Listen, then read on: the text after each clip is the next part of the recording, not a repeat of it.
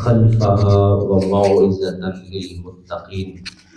وإذ قال موسى لقومه إن الله يأمركم أن تذبحوا بقرة قالوا أتتخذنا هزوا قال أعوذ بالله أن أكون من الجاهلين قالوا ادع لنا ربك يبين لنا ما هي قال إنه يقول إنها بقرة لا فارض ولا بكر أوان بين ذلك فافعلوا ما تؤمرون صدق اللہ العظیم وصدق رسولہ النبی الأمی الکریم ان اللہ وملائکتہ یصلون علی النبی یا ایھا الذین آمنوا صلوا علیہ وسلموا تسلیما اللہم صل علی سیدنا و مولانا محمد وعلی آل محمد وبارک وسلم الصلاۃ والسلام علیک یا رسول اللہ، الصلاۃ والسلام علیک یا حبیب اللہ، الصلاۃ والسلام علیک یا خطیب الانبیاء والمرسلین، الصلاۃ والسلام علیک یا جد الحسن والحسین۔ حضرات ذی وقار، اللہ رب العزت کی توفیق خاص سے آج میں نے آپ کے سامنے سورہ البقرہ کی 65ویں آیہ مبارکہ سے آج ہم نے اس درس قرآن کی ابتدا کی ہے۔ اللہ رب العزت سے دعا ہے اللہ کریم سے اپنی بارگاہ میں شرف قبولیت عطا فرمائے، اللہ کریم ہمیں قرآن کا حقیقی فہم عطا فرمائے۔ گزشتہ آیات میں ہم جو یہود ہیں ان کے حوالے سے پڑھ رہے تھے کہ ان کے علماء کا اور ان کے جو عام لوگ ہیں ان کے عقائد کے حوالے سے قرآن کریم ان کا تعارف پیش کر رہا ہے۔ تو آج جو آیت نمبر 65 ہے وَلَقَدْ عَلِمْتُمُ الَّذِينَ اعْتَدَوْا مِنْكُمْ فِي السَّبْتِ، یہ جو مشہور و معروف قصہ ہے اس کی طرف نشاندہی یہ آیت بینات کر رہی ہے کہ یہود کو حکم تھا کہ وہ ہفتے کے دن کوئی کام نہیں کریں گے، تو انہوں نے ایک ہیلہ تلاش کیا کہ وہ چونکہ مچھلیاں پکڑنے جاتے تھے تو حکم ہوا کہ اس دن آپ یہ کام نہیں کریں گے، اللہ کی طرف سے حکم تھا۔ تو انہوں نے کیا کرتے تھے کہ وہ نالیاں سی بنا دیتے تھے اور وہ ساری مچھلیاں اس میں آتی تھیں اور اتوار کو جا کے ان کو پکڑ لیتے تھے۔ اللہ رب العزت، تھوڑے ادھر سامنے آ جاؤ تسی، ذرا مینوں پاؤں کے ادھر آنا پینا، افسر سامنے آؤ نا، ہاں جی جی جی بس ٹھیک ہو گیا۔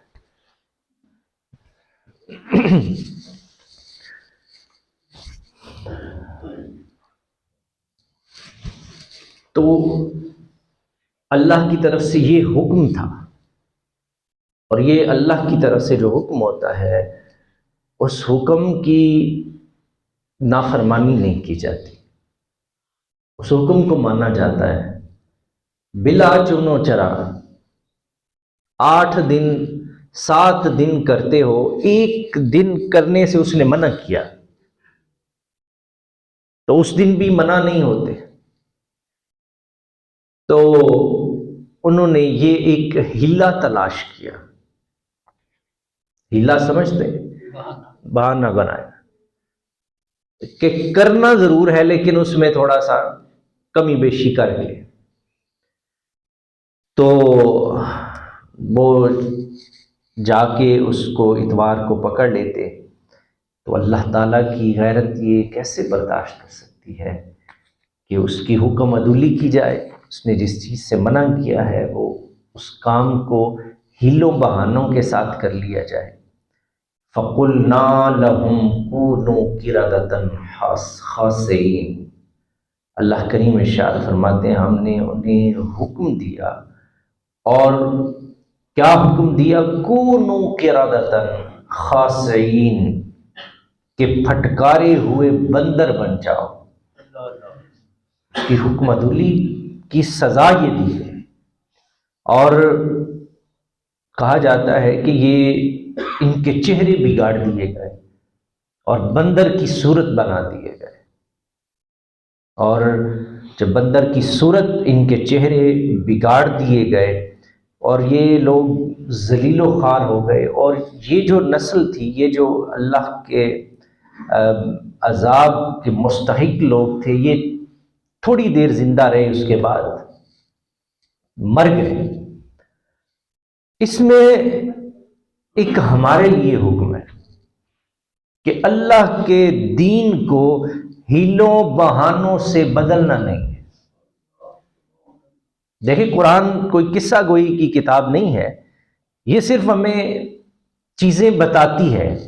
یہ یہود کے اس قصے میں ہمارے لیے اسباق ہے نا، ہم کو یہاں قصے کہانیاں سننے تو نہیں بیٹھے ہوئے، ہم تو اپنی اصلاح کے لیے بیٹھے ہیں۔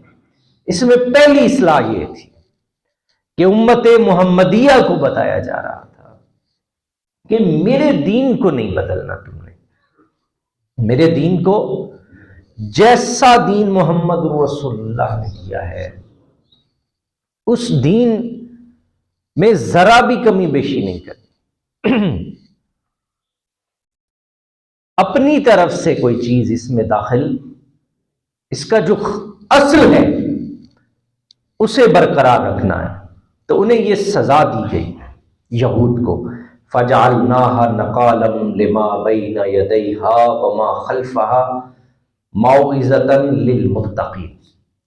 تو ہم نے ان کو اس برت کی سزا دی، اور کیوں دی؟ جو زمانہ میں موجود تھے، وَمَا خَلْفَهَا وَمَوْعِظَةً لِلْمُتَّقِينَ۔ یہ تمہیں قصہ کیوں سنایا جا رہا ہے؟ تاکہ بعد میں آنے والے لوگ اس سے نصیحت حاصل کریں۔ اس سے کیا کریں؟ نصیحت حاصل کریں، اور تاکہ وہ پرہیزگاروں میں شامل ہو جائیں۔ وَإِذْ قَالَ مُوسَىٰ لِقَوْمِهِ إِنَّ اللَّهَ يَأْمُرُكُمْ أَن تَذْبَحُوا بَقَرَةً قَالُوا أَتَتَّخِذُنَا هُزُوًا قَالَ أَعُوذُ بِاللَّهِ أَنْ أَكُونَ مِنَ الْجَاهِلِينَ۔ تو اللہ کی فرمایا، یاد کرو اس وقت کو جب ہم نے موسیٰ سے یہ کہا کہ اپنی قوم سے کہیے کہ ان اللہ یأمرکم ان تذبحوا بقرۃ، کہ تم ایک ایسی گائے کو ذبح کرو۔ تو وہ کہنے لگے کہ آپ قالوا اتتخذنا ہزوا، آپ ہمارے ساتھ مذاق کر رہے ہیں۔ قال اعوذ باللہ ان اکون من الجاہلین، آپ نے کہا میں اللہ کی پناہ چاہتا ہوں کہ میں جاہلوں میں شامل ہو جاؤں، میں تمہارے ساتھ کیوں مذاق کروں گا؟ قالوا ادع لنا ربک یبین لنا ما ہی، تو وہ عرض کرنے لگے کہ دعا کیجئے پھر ہمارے لیے اپنے رب سے کہ وہ ہمیں بتائے کہ وہ گائے کیسی ہونی چاہیے جسے ہم ذبح کریں۔ قال انہ یقول انہا بقرۃ لا فارض ولا بکر، اللہ نے فرمایا کہ وہ نہ تو بوڑھی ہو نہ ہی بالکل چھوٹی ہو، اوان بین ذالک، درمیانی عمر کی ہو، فافعلوا ما تؤمرون، تو جو ہم نے کہا ہے اس حکم کو ماننا ہے۔ پھر کہنے لگے قالوا ادع لنا ربک یبین لنا ما لونہ، اللہ سے پوچھئے کہ ہمیں بتائیے کہ اس کا رنگ کیسا ہونا چاہیے۔ قال انہ یقول انہا بقرۃ صفراء فاقع لونہا تسر الناظرین۔ تو موسیٰ علیہ السلام نے فرمایا کہ اللہ تعالیٰ نے ارشاد فرمایا ہے کہ ایسی گائے جس کی خوب گہری زرد رنگت ہو، جو دیکھنے والوں کو فرحت بخشے، مطلب آپ اس کو کہہ سکتے ہیں کہ خوبصورت ہونی چاہیے۔ تو قالوا ادع لنا ربک یبین لنا ما ہی ان البقر تشابہ علینا، کہنے لگے کہ ہمارے لیے رب سے پوچھئے کہ ہمیں ذرا تفصیل سے اس کے بارے میں بتایا جائے، کیونکہ ہمیں نہیں سمجھ آ رہی کہ یہ کون سی گائے ہم نے پکڑ کے لانی ہے۔ وَإِنَّا إِن شَاءَ اللَّهُ لَمُهْتَدُونَ، تو ہم اس کو ضرور بضرور اللہ نے چاہا تو تلاش کر لیں گے۔ قال مصعب نے فرمایا انه یقول انها بقرۃ لا ذلول تثیر الارض ولا تسقی الحرث، ایسی گائے جس سے کوئی خدمت نہ لی گئی ہو اور نہ کوئی اس سے کبھی ہل چلایا گیا ہو، نہ پانی کھیتی کو اس کے ذریعے سے پانی دیا گیا ہو، مسلمۃ لا شیۃ فیہا، اور بے عیب اور بے داغ ہونی چاہیے۔ قالوا الآن جئت بالحق، اب آپ نے صحیح بتایا، اب حق تک پہنچے ہیں۔ فذبحوها وما كادوا يفعلون، اور انہوں نے اس کو ذبح کیا۔ وَإِذْ قَتَلْتُمْ نَفْسًا، اور یاد کرو جب قتل کر ڈالا تھا تم نے ایک شخص کو، ثم فیہا، اور ایک دوسرے پر اس کا الزام دھر دیا تھا۔ یہ جو یہاں جو ذکر ہو رہا ہے، مفسرین نے لکھا ہے کہ بنی اسرائیل میں ایک نیکوکار شخص تھا، اس کا ایک معصوم بچہ تھا اور اس کے پاس ایک گائے تھی۔ جب وہ مرنے لگا تو اس نے دعا کی کہ میں یہ جو گائے ہے مالک میں تیرے سپرد کر کے جا رہا ہوں۔ اس بچے نے اللہ کریم سے عرض کی کہ میں اس گائے کو، اس بچھیا کو تمہارے سپرد کر کے جا رہا ہوں۔ تو اس نے پھر اس گائے کو جنگل میں چھوڑ دیا اور اللہ تعالیٰ نے اس بندے کی عرض کو قبول فرما لیا۔ اور جب وہ گائے کون سی تلاش کی ان لوگوں نے، وہ اسی نیک بندے کی گائے ان لوگوں نے تلاش کر لی۔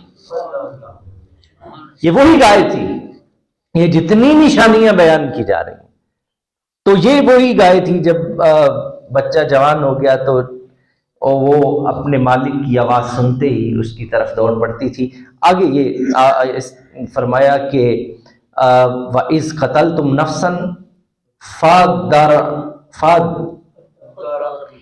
فَادَّرَأْتُمْ فِيهَا وَاللَّهُ مُخْرِجٌ مَا كُنْتُمْ تَكْتُمُونَ، تو تم میں ایک شخص کو قتل کا الزام لگانے لگے، اللہ تعالیٰ نے وہ سارا کچھ ظاہر کر دیا جسے تم لوگ چھپا رہے تھے۔ فَقُلْ نَضْرِبُوهُ بِبَعْضِهَا، اور ہم نے فرمایا کہ کیا کرو، اس مقتول گائے کا جو ایک ٹکڑا ہے اسے کیا کرو، اس مقتول کے ساتھ لگا دو۔ بات سمجھ گئے؟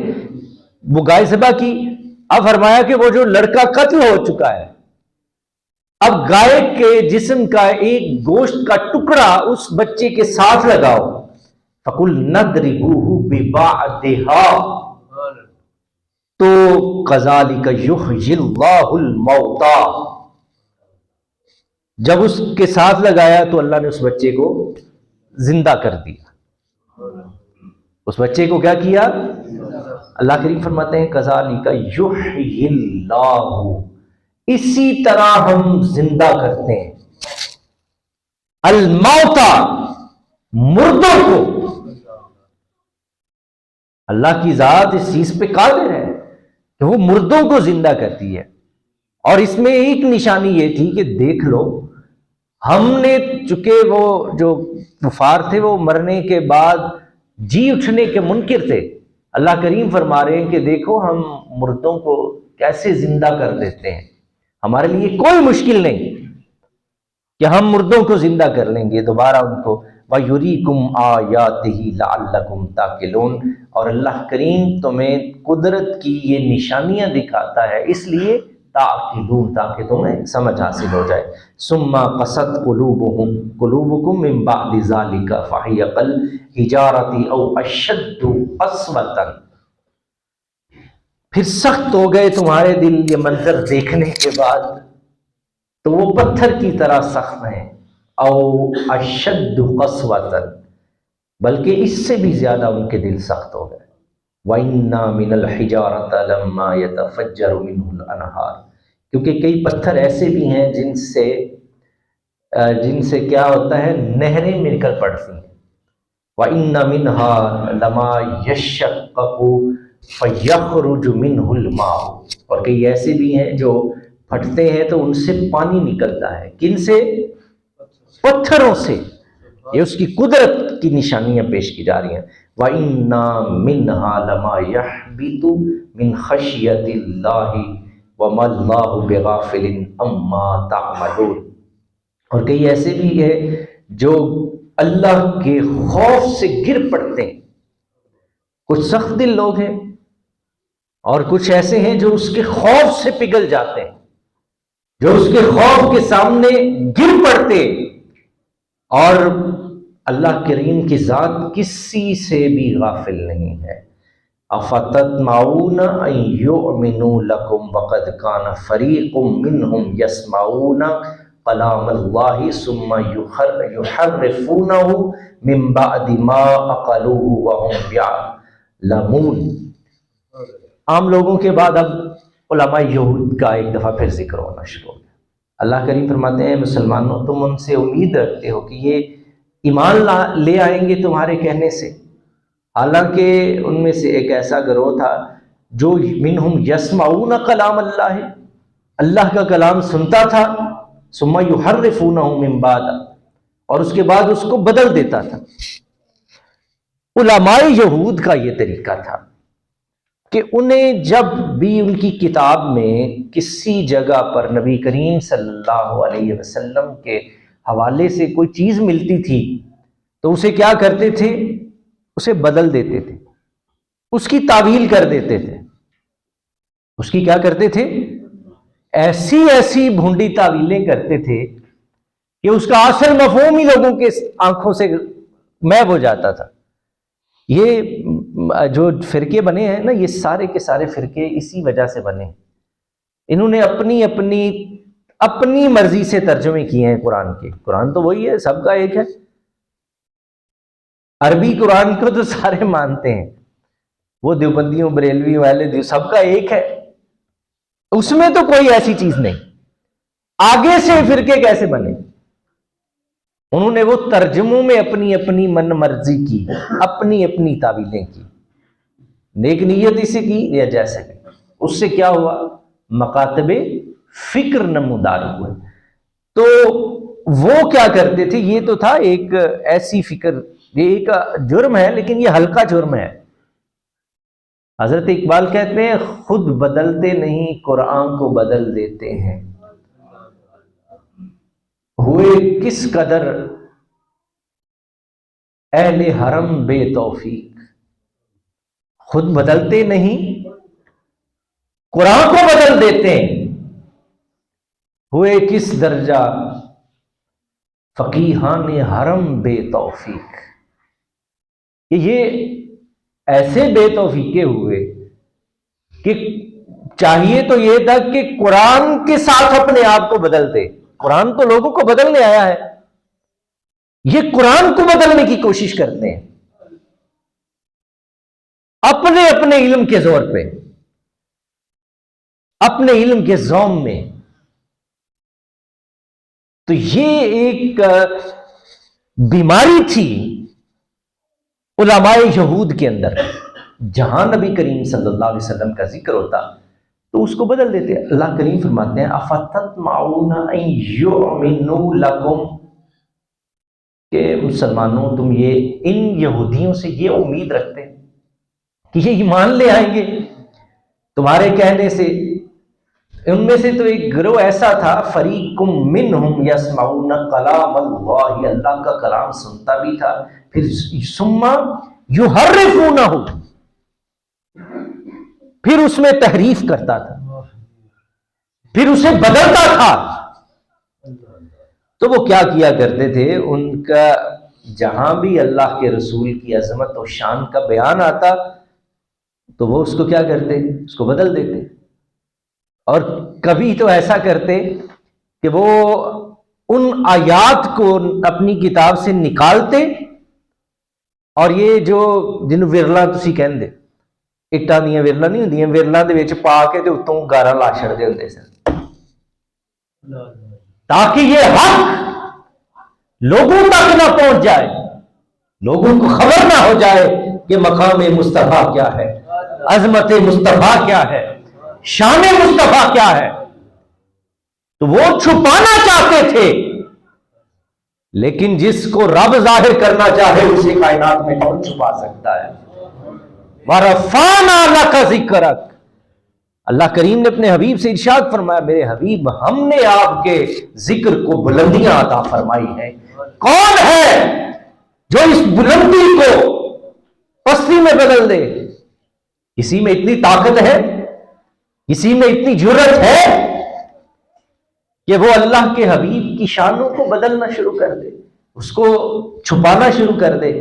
ثم یحرفونہ, اللہ کریم فرماتے ہیں وہ تحریف کیا کرتے تھے اس میں, من بعد ما عقلوہ وہم یعلمون, جان بوجھ کر یہ سارا کچھ کرتے تھے, حالانکہ وہ جانتے تھے, انہیں عقل بھی تھی, فہم بھی تھا, علم بھی تھا, لیکن تعصب نے کیا کیا, انہیں اس بات پر مجبور کر دیا کہ وہ ان کو چھپانا شروع ہو گئے.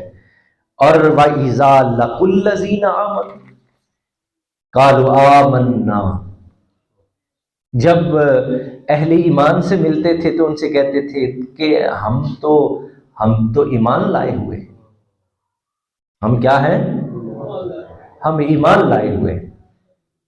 دیکھیے یہ یہود کی ایک بیماری ہے, بندہ جدے نال جائے وہ نال دا ہی, وہ کول بوے تے آکھے میں چوری تیرے نال نہیں ہے, دوجے کول جایا کہ نہیں چوری میں تیرے نال نہیں ہے.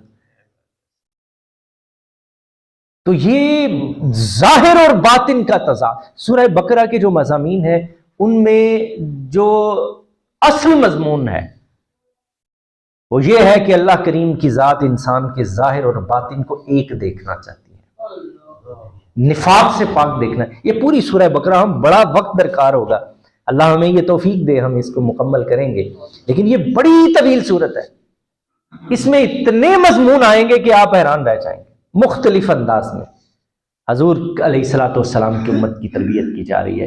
اس کا جو مین تھیم جس کو آپ کہتے ہیں اس میں یہی ہے کہ اللہ کریم کی ذات چاہتی ہے میرے حبیب کے غلاموں کا ظاہر جیسا ظاہر ہو ویسا ہی باطن ہو, جیسا باطن ہو ویسا ہی. یہ ہے اس کا, اس سورہ بقرہ کی پوری صورت کے جو خاص مضامین میں سے ایک یہ ہے. تو وہ کیا کرتے, یہود کی یہ بیماریاں ساری بتائی جا رہی ہیں. وہ کہتے وَإِذَا لَقُوا الَّذِينَ آمَنُوا, جب مسلمانوں کے پاس آتے تو کہتے کہ ہم کون ہیں, ہم بھی ایمان لائے ہیں. وَإِذَا خَلَا بَعْضُهُمْ إِلَى بَعْضٍ قَالُوا أَتُحَدِّثُونَهُمْ بِمَا فَتَحَ اللَّهُ عَلَيْكُمْ لِيُحَاجُّوكُمْ بِهِ عِندَ رَبِّكُمْ أَفَلَا تَعْقِلُونَ. تو ایک دوسرے سے جب تنہائی میں ملتے تو ایک دوسرے سے ایسا بیان کرتے کہ ان سے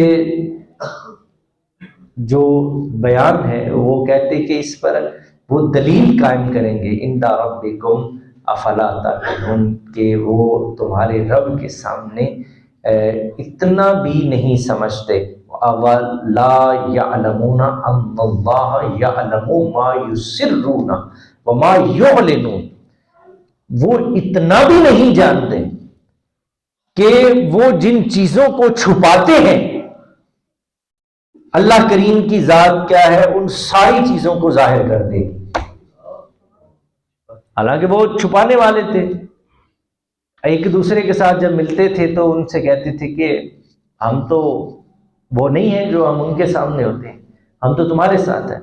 لیکن اللہ کریم ہر چیز کو ظاہر کر دیتا ہے جسے انسان چھپا رہا ہوتا ہے. وَمِنْهُمْ أُمِّيُّونَ لَا يَعْلَمُونَ الْكِتَابَ إِلَّا أَمَانِيَّ وَإِنْهُمْ إِلَّا يَظُنُّونَ, ان میں سے کچھ ایسے ان پڑھ ہیں لا يعلمون الکتاب, جو کتاب کو نہیں جانتے, الا امانیہ وانہم الا یظنون. یہ بڑی خاص آیت ہے کہ وہ کتاب کو جانتے نہیں, علم نہیں رکھتے, الا امانیہ, مگر کچھ جھوٹی امیدوں پر ان کا دین کا بھرم قائم ہے. جھوٹی امیدیں باندھ رکھی کہ چوڑ کھا لے تو میں پھر بھی جنتی ہوں. ہاں کچھ ایسی جہالت بھی پائی جاتی ہے. کدی آدھے ہوتے ہیں جڑا 11ویں دے چوڑ پکا لے وہ جنتی, پھر آگے جڑا کھا لے وہ جنتی. یہ کیا ہے؟ یہ جھوٹی امیدیں ہیں. تو وہ ہر دین میں کچھ ایسی چیزیں پائی جاتی ہیں کہ وہ چیزیں موجود تو ہوتی ہیں لیکن انسان ان سے ایسی امیدیں وابستہ کر بیٹھتا ہے جن کا اللہ اور اس کے رسول کی ذات کے ساتھ کوئی تعلق نہیں ہوتا. تو وہ بھی ایسے کیا کرتے تھے کہ وہ جھوٹی امیدوں پہ زندہ تھے. جیسے ہم پاکستانی 75 سالوں سے جھوٹی امیدوں پہ زندہ تھے, اور وہ جھوٹی امیدیں کہ تمہیں کچھ ہو نہیں سکتا, تم دنیا کی بہترین قوم ہو, تم زندہ قوم ہو, تم پائندہ قوم ہو, یہ ملک ہمیشہ رہنے کے لیے بنا ہے, اس پر نگاہیں ہیں, یہ اولیاء کا فیضان ہے. یہ سب کیا تھا؟ یہ جھوٹ تھا. یہ جھوٹ گھڑا گیا تھا. کیوں گھڑا گیا تھا؟ تاکہ اس کے ساتھ لوگوں کی عقیدتیں مضبوط رہیں. اب جنہوں نے یہ سارا کھلواڑ کیا تھا, یہ میں آج سے کوئی 10 سال پہلے میں نے یہ باتیں جو آپ کے سامنے کی ہیں, آپ لوگوں کو کوئی غصہ نہیں نہ لگا کیونکہ اب آپ لوگ اپنی آنکھوں سے دیکھیں. یہ میں نے 10 سال پہلے یہ باتیں کی تو لوگ بڑا غصہ کرتے تھے. اس زمانے میں اعتراض کرتے تھے, تو میں ان سے کہتا تھا بھئی یہ حقیقت ہے, آپ بے شک ناراض ہوں. یہ جھوٹے ہیں, یہ مکار ہیں, انہوں نے تو آپ کو تاریخ پاکستان آدھی غلط پڑھائی ہے. ان کی جنہوں نے بنیاد جھوٹ پہ رکھی ہو, دھوکہ دہی پہ رکھی ہو, ایسی جھوٹی امیدوں کے ساتھ تمہیں باندھ رکھا ہو, وہ سارے کا سارا دھڑام سے اب کیا ہوا. میں 10 سال پہلے کہا کرتا تھا کہ اگر آپ لوگ یہ جو کہتے ہیں کہ یہ ملک ہمیشہ قائم رہنے کے لیے بنا ہے, تو 1971 میں کیوں 2 لخت ہوا تھا؟ یہ اس کے بعد انہوں نے یہ باتیں گھڑی تھی. یہ جو اولیاء کا فیضان کہتے ہیں نا, یہ اولیاء کا فیضان پورا بر صغیر ہے, پاکستان نہیں, پورا بر صغیر. نعرہ لگانا ہے تو یہ لگاؤ. تم پورے بر صغیر میں 1000 سال حکومت کی آپ نے, ہم نے مسلمانوں نے کی. ہندوستان تقسیم ہوا, 2 ٹکڑے ہوا نا, بر صغیر جو تھا تقسیم کر گیا انگریز نے اس کی تقسیم کی. ہمارے پاس وہ قائد اعظم کی عظمت کو سلام ہے جس شخص نے اس وقت, آپ کو پتا ہے کہ یہ بھی نہیں ملنا تھا ہمیں, انگریز ہندوؤں کو یہ بر صغیر دے کے جا رہا تھا. وہ تو قائد اعظم رحمت اللہ تعالی علیہ, ان کے رفقاء کار لوگوں کی ایسی محنت تھی جنہوں تسی آندے نا نس دے چور دی لگوٹی لب جائے بندے نو, کچھ نہ کچھ تے لبے. یہ قائد اعظم کا جو فکر تھی, ہم نے تو اس شخص کے ساتھ بھی غداری کی ہے جس مقصد کے لیے اس ملک کو بنا کے گئے تھے. ہم نے تو اللہ کے ساتھ حکم عدولی کی, ہم نے تو اللہ کے ساتھ وعدہ کیا تھا. پاکستان کا مطلب کیا؟ لا الہ الا اللہ. کہاں ہے لا الہ الا اللہ؟ ایک جگہ دکھائیے جہاں لا الہ الا اللہ کی فکر موجود ہو. ایک جگہ بھی ایسی نہیں. مکاری تو پہلے دن سے ہم کر رہے ہیں اللہ کے ساتھ, اللہ سے کیے ہوئے وعدے کے ساتھ, اوپر سے جھوٹی امیدیں. ایک ایک بچے کو گروی رکھ دیا گیا دشمنان اسلام کے ہاتھوں میں, قرضوں میں بال بال جکڑ دیا اس ملک کا.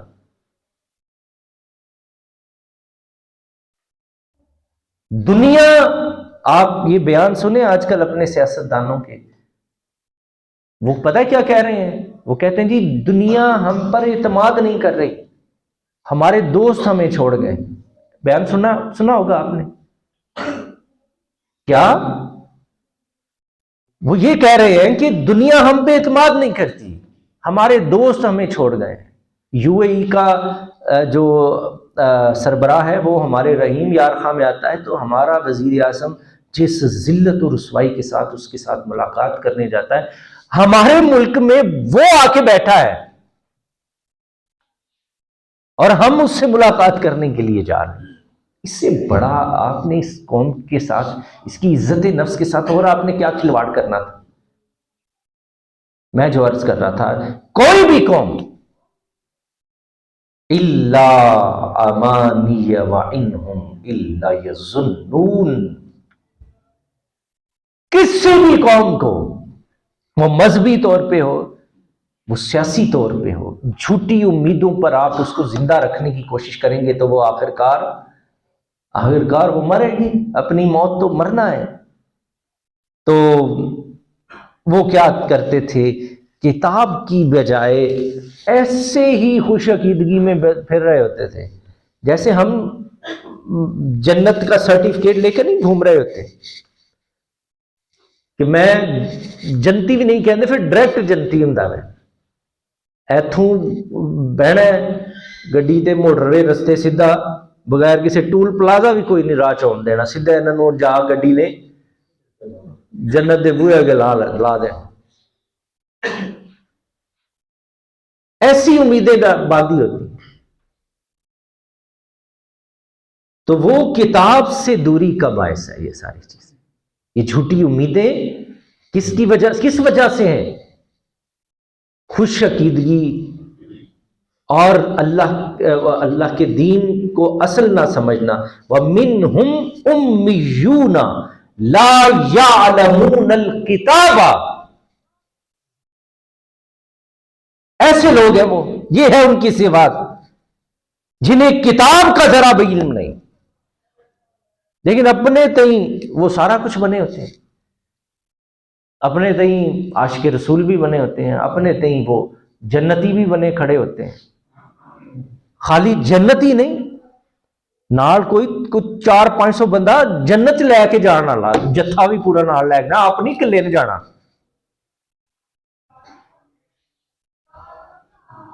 الا امانیہ، یہ جھوٹی امیدیں اور انسان وابستہ کر لیتا ہے اپنی ذات کے ساتھ. تو یہود بھی کے اندر یہ بیماری عام تھی کہ وہ انہوں نے بھی اپنے تئیں بہت کچھ دریافت کر رکھا تھا.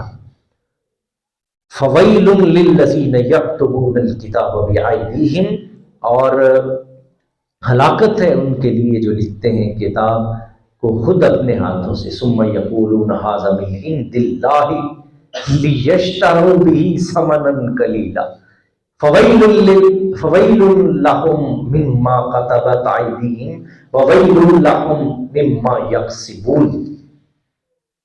ہلاکت کن لوگوں کے لیے؟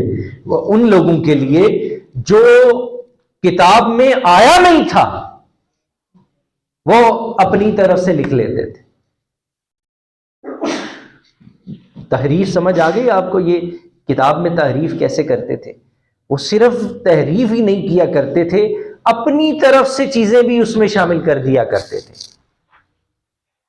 اور پھر کہتے یہ تو اللہ کی طرف سے ہے، تاکہ ہم اس کے عوض کچھ ایسی چیزیں حاصل کر لیں ثمناً، تھوڑے داموں سے. اسے مالی منفعت میں آپ کو اور آسان کر دیتا ہوں. وہ اپنی طرف سے باتیں سنانے، جس طرح نا کوئی مولوی سدو جنوں وام سنن لی آئے، عوامی بندہ کو لے آؤ جڑا کی ہوئے عوامی بندہ ہے. عوامی بندہ کی ہوئے جڑا لوگوں کو خوش کر کے ٹر جائے. تو یہود کے اندر بھی یہ بیماری تھی کہ وہ کہا کرتے، وہ اسی لیے یہ ساری چیزیں اپنی طرف سے دین میں شامل کیا کرتے تھے، لوگوں کو سکھایا کرتے تھے. اللہ نے فرمایا فویل، موت ہے، ہلاکت ہے، بربادی ہے ان لوگوں کے لیے جنہوں نے اپنے جو انہوں نے اپنے ہاتھوں سے لکھا اور ان کے لیے جو وہ ان کا مال لوٹ کر کھاتے تھے. یہ لوگ یہود کے اندر بیماری عام تھی. علماء یہود کی بات ہو رہی ہے. عام طبقے کی باتیں بھی آپ کو سنا. آج کا جو موضوع تھا عام طبقے کی بات بھی تھی. اب آ گئی ان کے جنہوں تسی پنجابی جیسی جنہوں مولوی کہنے ہیں جو واز کرتے ہیں, اس میں میں بھی شامل ہوں. یہ اس امت کا ہر شخص اس کا مصداق ہے. روئے سخن تو باتیں یہودیوں کی ہو رہی ہیں, لیکن روئے سخن کن کی طرف ہے؟ امت محمدیہ کی طرف. امت محمدیہ اور علماء امت محمدیہ, ان سے کہا گیا اگر تم نے یہود والی روش اختیار کی کہ جیسے انہوں نے دین میں اپنی باتیں شامل کی تھیں, اگر تم نے کی تو جیسے ہم نے ان کو برباد کیا تھا ہم تمہیں بھی برباد کریں گے. جیسے انہوں نے دین کے ساتھ کھلواڑ کیا, جنہوں نے کتاب اللہ کو بدلا, اے علماء امت محمد اگر تم بھی اس سے بات نہ آئے, اگر اللہ کی کتاب کو خود ساختہ بنانے کی کوشش کی, اس کے مطالب اور مفاد تحریف قرآن میں تو نہیں کر سکتے, تحریف بالمانی کر سکتے, یہ کی جاتی ہے یار, یہ بھی ناجائز ہے. یہ جو اللہ کی منشا ہے, جو قرآن کی آیات بینات ہیں, علماء امت محمدیہ کو بھی تنبیہ کی گئی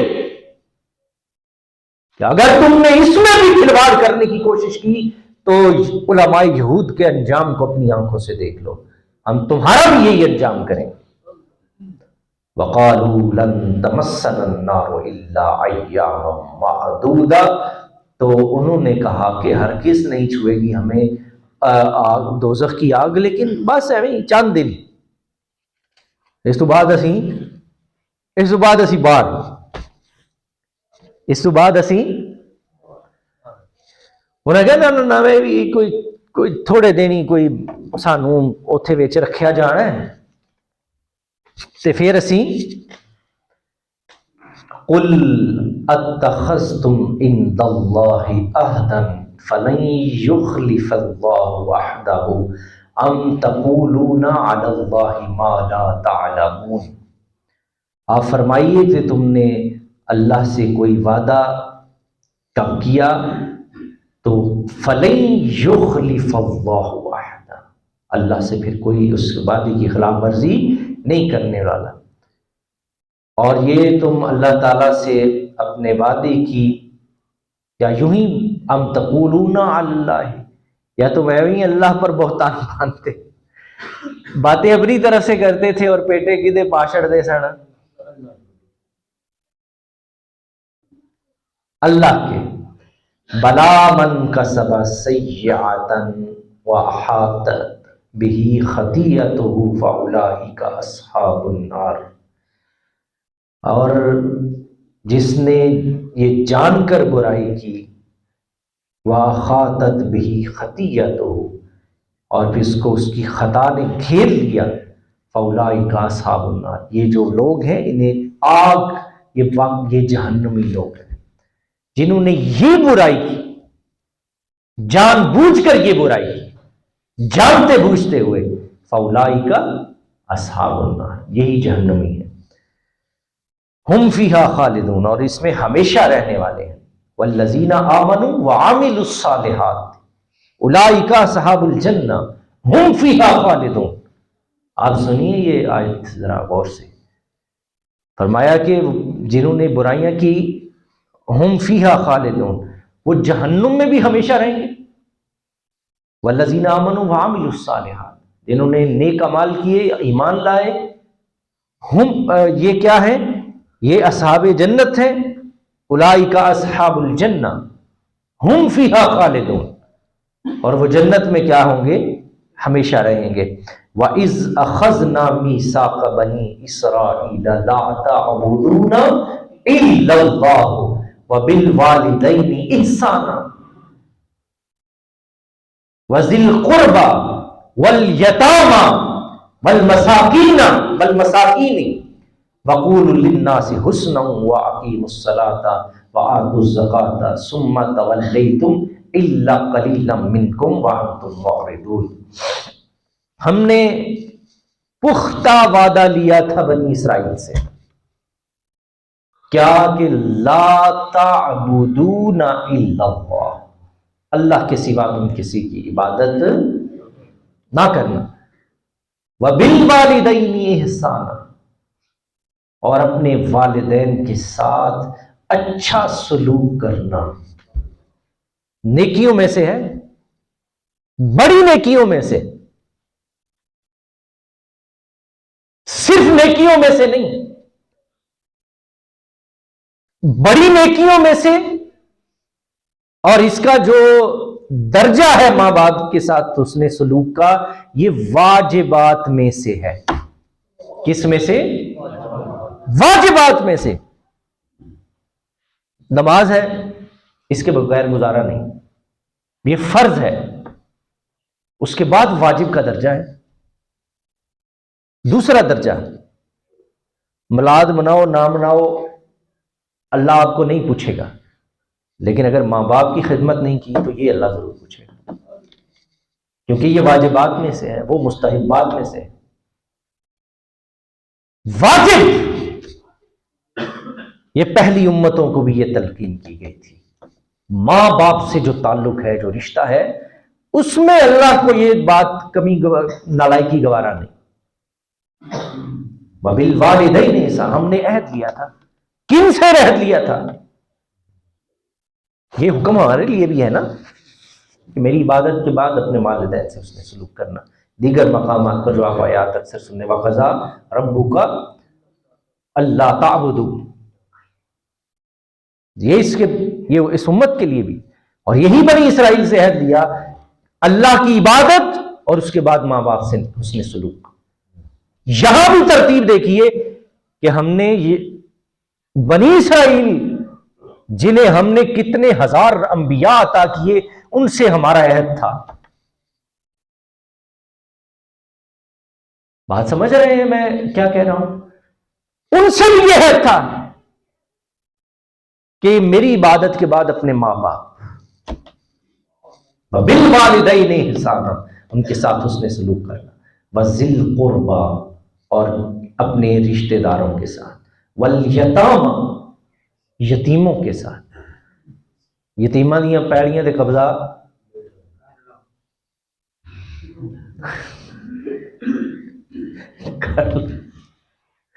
والمساکین،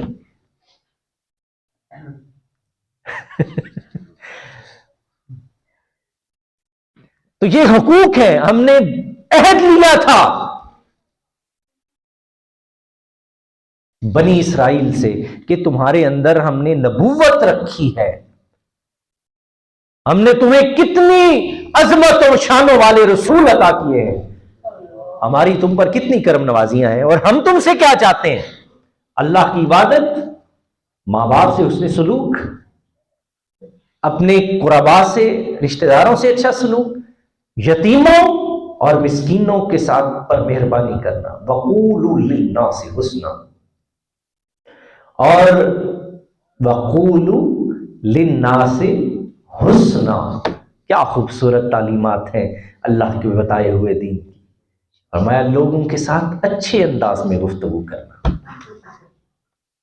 لوگوں کے ساتھ ہوئے کر کے کسی کو مخاطب نہ کرنا، ہر شخص کی عزت و تکریم کے ساتھ اس کے ساتھ گفتگو. وقولوا للناس حسنا، اللہ کریم فرماتے ہیں ہم نے ان سے عہد لیا تھا کہ لوگوں سے اچھی باتیں کہنا. واقیموا الصلاۃ وآتوا الزکاۃ، اور نماز کو صحیح ادا کرو، زکوٰۃ دیتے رہنا. زکوٰۃ چوری والا کام نہ کری. میں پٹی صاحب 2 منٹ بند کر لو، میں اور بھی گل کر لیں.